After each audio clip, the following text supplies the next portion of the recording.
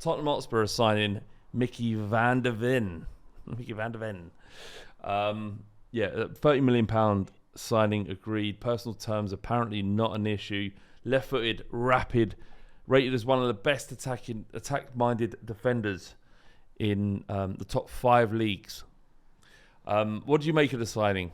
We obviously have to fix our defence. Sanchez, Dyer, not good enough. Longley is okay. 6 out of 10 defender. We need to sign big players in the centre-back role. And Micky van der Ven seems to fit the profile. Ricky, what do you make of the signing? Well, after you saying one of the most attack-minded in the top 5 divisions, and he's like a centre-back, and we're just talking about how attacking we're going to be. Like, everyone on the pitch attacks, even the keeper. Everyone thought, imagine every corner the keeper is up. Like, that's it. Everyone in the box. Someone put it in the net. Everyone up. And there's just this roar from everybody. The ball boys, everybody. Every time we go forward. I think it's good. Icelandic clap, isn't it? But Rick, it's a good point because he, in terms of his ability on the ball, his ability to carry and go past the player, his passing abilities, he's ranked amongst the very best defenders in Europe. His defensive attributes are not as flattering. He's around. Yeah, I see that. I saw a stat about wasn't that great at heading, even though he's 6'4", I think it is. He doesn't. The argument was that in Germany and playing for Werder Bremen that he didn't encounter as many aerial balls that he might encounter as in England, and maybe the stats, if we're being kind, the stats don't kind of match up. But yeah, he's I did see something as well that I think it's Van Dijk in a similar type of player. He prefers to go out and meet the ball and head it, but Van der Ven prefers to let the ball bounce and then get onto the attacker. So it's 2 different ways, and that's why the kind of stats might be a little bit skewed. But I was watching him left foot, and I think he played for. It's very easy to make the comparisons of Vertonghen for myself, because like left foot, I think he actually plays as number 5 as well for. Is it Wolfsburg? Wolfsburg, yeah. It was Wolfsburg. Yeah. Oh, sorry, I said Werder Bremen. Sorry, Wolfsburg, yeah. Yeah, and he does look very tidy on the ball. He looks like he loves a tackle as well, which is great. Bit of a Rolls Royce of a defender, I would say. Yeah, exactly. Yeah, totally Vertonghen, isn't he? Yeah. What is Vertonghen good in the air? Was he good at his aerials? Was he? Yeah. He was all right. He was okay. Yeah, he's all right. He made do. Better on the ball. Better on the ball, though. But what I was going to say as well. Yeah, he loved the tackle. What I have also, there's a clip as well. I don't know if you've seen it, where the speed in which he runs back to make a tackle. So there was this clip where the ball, the other team had a break on, and the keeper was up, out of maybe chasing a goal. It got played around, and Van der Ven was just like, "I ain't having it. I ain't having it." And it was like watching Usain Bolt just fucking run the wings. So speed as well. That's great. Fastest defender in the Bundesliga, by the way. Fastest. What? Quickest. Really? I don't know. I read it somewhere. I think he is. Yeah. We'll go with it. We'll that's go true. with it. If can you run. read it, it is true. He can run. He can run fast. Man can run. Yeah. That's good. I'd say there's no negative attributes for him then. Amazing. What? And as well, like when we're talking about the attacking and how attacking we are, I have seen a heat map of him and where he plays, and he does kind of drift out onto that left wing. Mate, he loves that. He likes to move forward. So like we are literally gonna, all our players are gonna be in the opponent's half every single game. It's gonna be mad. Do you know what else he loves, Rick? Loves a little passing triangle. Yeah. Does he? Yeah. What do you need? What? Basuma, are you under pressure, Basuma? Don't worry, give it back to me. I could knock it out to Richarlison. I could knock it out to Son. and do you know what? I'm not done there. I'll move into midfield and offer myself there as well. I ain't scared of the ball. Yeah. I'm not scared of the ball. Give it to me. I ain't going to panic. Yeah. I ain't going to shit myself. Go on, send it. That's a really good point you make there, Flav, because a lot of our defensive midfielders have come under fire, apart from Benton Core, and having a defender who's comfortable on the ball, willing to take the ball off the defensive midfielders and move the ball about, and even having Basuma fully fit this season, he will take the ball. He's comfortable under pressure, moving the ball around. It is actually quite exciting. I mean, Ricky mentioned that Van de Ven prefers to let the ball bounce, and you got Romero who likes to meet the ball. That's actually quite a good. He's actually quite a good foil for Romero in that respect. You know. My concerns about Van de Ven is that he's being led by an absolute psychopath in Romero and Dyer, who's a bit worrying defensively. You know, he's like those people he's learned it from. He's like the promising son with a psycho dad who batters people in the pub on a Saturday night. He's a good man, but he's not. You don't want to be around him when he's had a drink. That's Van de Ven is his son. Exactly, but no, it's actually really exciting, and I mean, we spoke about the players coming back for training and the pictures and the videos that we've seen. Basuma looks so fucking up for it. I mean, I know with there's been lots of grief for and other players look a little less keen, but Basuma just looks like he wants to make up for lost time, because you know he was an exciting signing last summer. He didn't have the greatest first season, and it feels like under Postecoglou he's going to play a very, very big role, and I'm really looking forward to seeing what he can do as well. I'm looking forward to Van de Ven grabbing Basuma as they march out on the turf of White Lane, grabbing him by the back of the neck and listen here, you fucking prick. I know it's not your fault. It's not your fault, right? I'm sorry. I shouldn't have called you a fucking prick. But last season, you had no one to pass to. You had nothing. Like when you look back, you had Ben Davies and you had Dyer, and sometimes, if you were really unlucky, Davinson Sanchez might have been there. I'm fucking in now. You give me the ball, this is what I do. These lot class me as a defender. I don't know why I'm even playing in defence. I could play as a number 10, but I've made my career here. I'm joined Spurs. They paid £30 million for me as a defender. I'll just play defence for you. Just give me the fucking ball. You move forward, and let's see what happens. And I think that is that's sort of the message that's going to be coming out of Van de Ven. Just give me the fucking ball and see go. What happens. Just see what happens. I think I may is that is a phrase that has served me well through my life. Just see what happens. Nothing bad has ever really happened to me. There you go. It's still here. I'm still here. I'm still alive. His heat map is he grabs Basuma by his fucking ears and says, "Have you seen my heat map? Look at it. It goes from left back to left wing and occasionally up front." The irony here is that Van de Ven would have been a perfect left centre back in a back three for Conte. But let's not cry over spilt milk. You can play left back too, so that's good too. Yeah, you can. Although we've got like. Does this mean Tapsoba is dead in the water? I hope not, Ricky. I really hope not. Because it's, one centre back signing doesn't solve our centre back crisis, does it, Ricky? Well, it doesn't. But you know how this will end. No, I do. I absolutely understand how this. I hope it. There are many variations of how it would end. The very, very bottom is signing Van de Ven and Tapsoba, and the more likeliness is a Tosin, Longley or Tosin.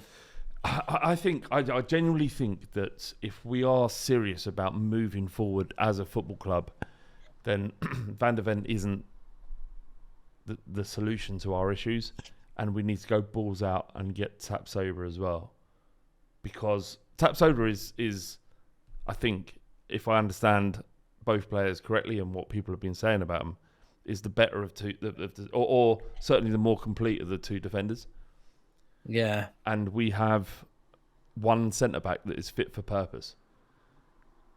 If you have a back four, you need at least three first team centre backs. We have one in Romero, two in Van de Ven, and then you need one more in Tapsoba, and he would start, right? And people are saying, when we put this out on Twitter, people are saying, well, what happens to Romero? Romero will have plenty playing time in the domestic season, and so would Tapsoba and Micky van der Ven. The problem is if one of them get injured, if you don't sign a third or a second, then you're left again with Romero. If Romero's injured, you're left with Van der Ven and Dyer or Sanchez. Or if Van der Ven gets injured, we're left with the exact same defence that we have before. So we have to sign another defender. We have to. Are there any international football international tournaments next season?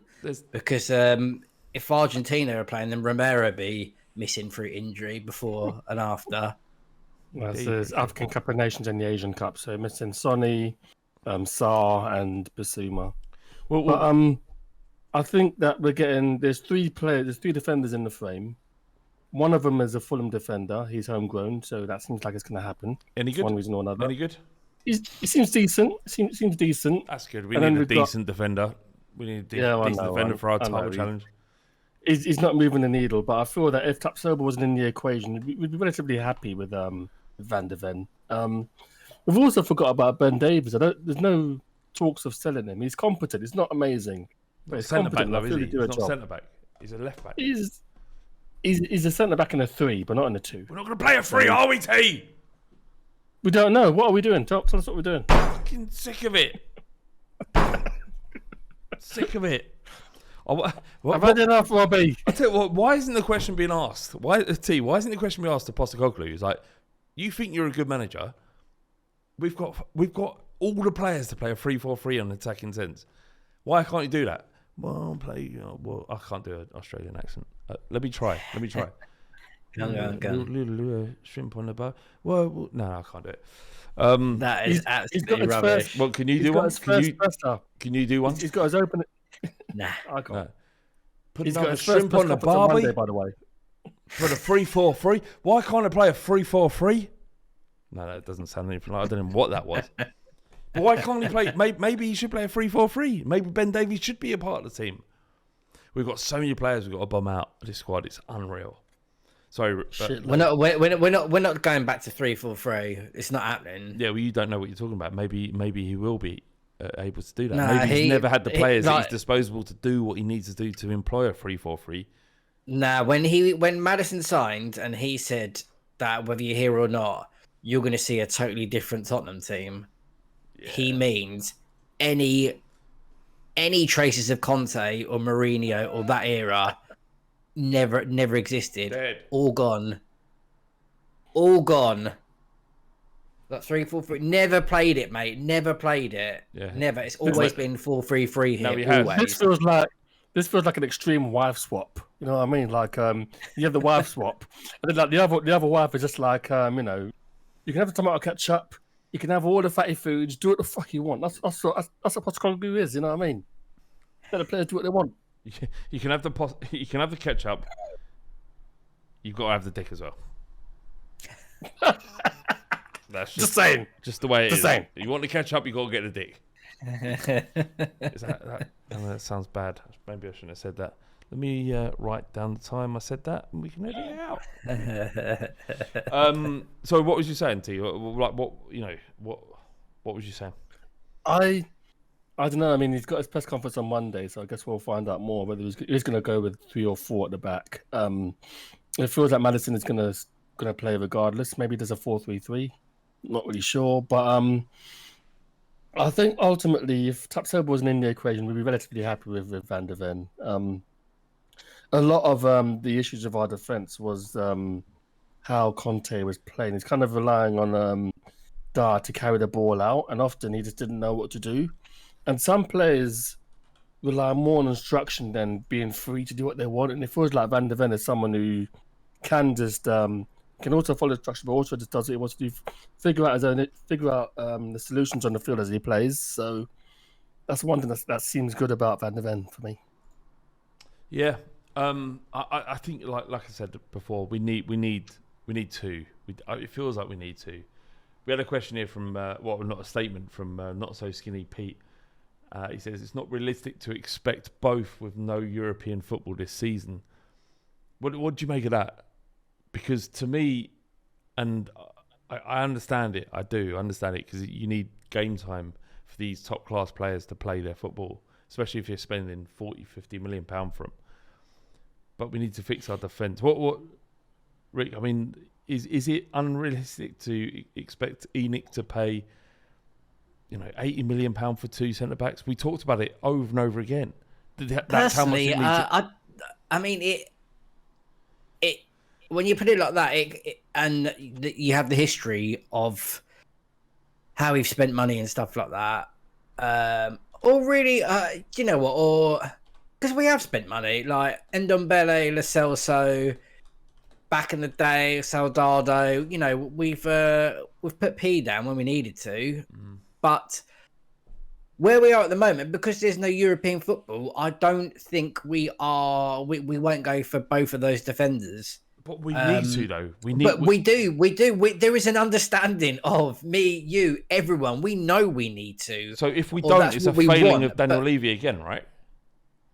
He needs to work out the finances to make this happen. He'll be looking at, one would imagine, we've got no European football. So, and we need to trim the squad down. So by buying two, when we've not even sold the 24 that we've got in the changing room, then that doesn't make sense. If we do go for Tapsoba and we get to the end of the summer and we've had a clear out and we've moved enough deadwood and Tapsoba's still at Leverkusen, then there could be something on transfer deadline day where we go in late and. But why can't we do that? We try and get. We know what we have to sell. Just sell it. Because. Yeah, exactly. But are we actually going to be able to sell them? But Sanchez, is he going to go to Villarreal? Are we going to sign Longley? Is Roden going to be moved on? The question, Ricky, should be: are we prepared? The first day of the season, are we prepared for this campaign? I understand all these players have been sold, and the work needs to be done to get them out. But are we prepared at the first game of the season to, if Romero is injured, or if Van der Ven isn't up to scratch and isn't fit or doesn't understand the tactics that Postecoglou wants him to employ, do we have to start another season with Dyer, Sanchez in that defence? The answer should be... not. I know, exactly. The answer should be that there is a massive problem to solve. Daniel Levy could do it by throwing money at it and then solving it later. And a lot of the transfer activity in the transfer window this summer has been proactive, and we've done a lot of work. But I don't buy it. I don't subscribe to the idea that it is unfeasible for us to sign two top draw centre backs like we can do right now, because we're in talks with both players. Personal terms apparently agreed with both players. Get them both in and behave like the other clubs we're supposed to be competing with. I totally agree. Would Arsenal hesitate? No, they wouldn't, because they've gone out and spent £105 million on Declan Rice. £105 million on a player. Didn't even blink. Man City came in and went, oh, well, we're sort of interested. Arsenal came back and went, forget Man City, we're going to give you more. You are the player we want. We want to take this player from you. This is what we're doing. If we don't sign another top-class centre-back in the situation that we're in, then that, again, is another failing of Daniel Levy, in my opinion. We have the money. We clearly have the money. I totally agree with you, but if trying to play devil's advocate here with Levy, I don't know, Maddison 40 million, Decky 25 mil, Porro 40 mil. Yeah, but that's how he's going to count it up. That I know that is going to how it's going to count a tot up, and then we're saying 30 mil for Van der Ven. And then we say 50 mil for take a loss. Take a loss. And then we've go got in a red. Go in a red. I don't mind, man. You're talking to me like I'm fucking Daniel Levy. Well, you keep the fucking defending him by the sounds of it. No, mate. I'm trying to reason that's why he. I understand the reasonings, Rick. I've done it for fucking 7 or 8 years. I've been defending Daniel Levy. I understand where his brain is by not signing 2 big centre backs when we need them. That there is a money issue. The fact is, we're the most profitable football club in Europe, and I'm asking for a little bit of aggression, a little bit of ambition. Just if there's a player that wants to come to Tottenham in Tapsoba, we've already signed, by all accounts, Micky.